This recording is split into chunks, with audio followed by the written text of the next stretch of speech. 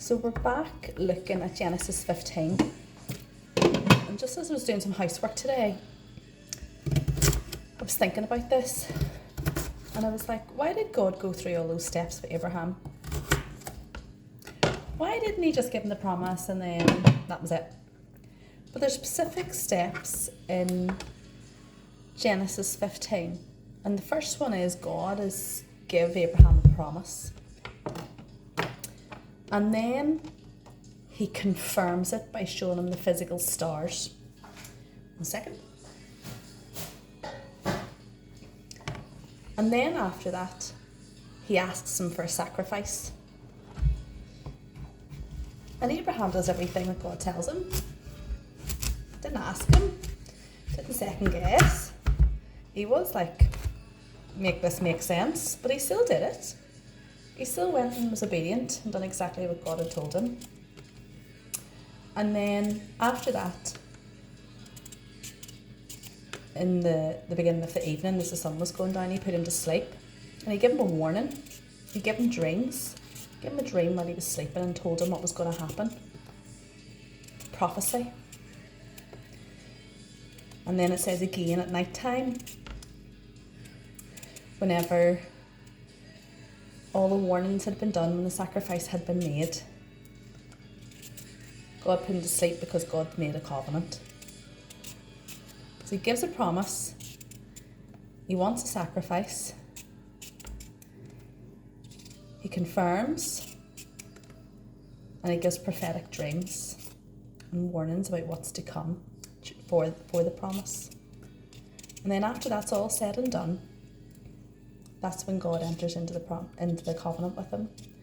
And that's whenever Abraham's asleep and God's walking up and down himself, the boiling pot. And I started to think about this and I was like, there's a reason for this. I don't fully understand it. There's a reason why God does, nothing in the Bible is a coincidence. There's a reason why God does things in particular orders. Or in particular order. And I started thinking about this. I started reflecting on my own life. The promise God has given me. And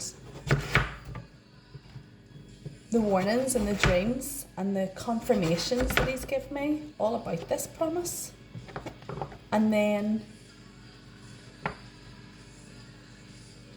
I know the next stage of that will have to come a covenant. Because of that promise. And there'll be a new covenant that is made.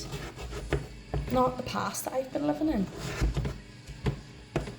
So, God will show me the sort of seasons that I've been in. Maybe you might want to reflect on Genesis 15 and see, where are you with that promise? What has God done so far that can confirm it? Has he given you dreams? Has he given you clarification? Has he given you warning?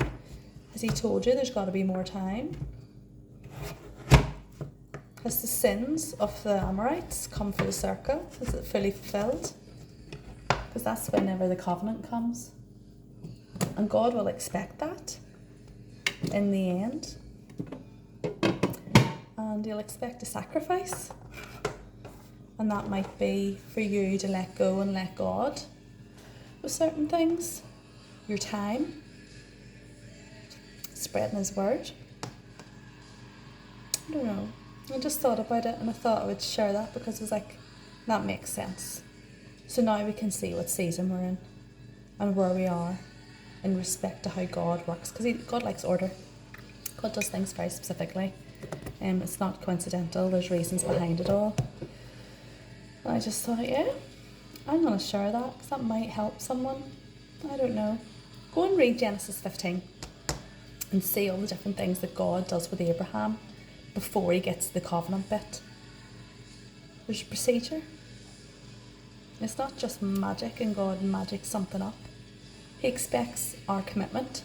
He expects us to sacrifice some stuff. Could be time, could be our family. It could be someone that you love.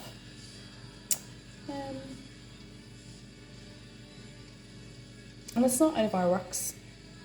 It's just how God likes to do things. Yeah. So maybe you want to go read and see what God's saying to you. That's what he was saying to me this morning. And I can start to see some of those things fulfilled, and I can start to see where it's maybe not fully there. But I know God is going to make me make a covenant at the end of all this for him, with him. Because he does what he says he's going to do, and he keeps his promises. Food for thought. Anyway, welcome to Emma's Faith Diaries. Like, subscribe and share.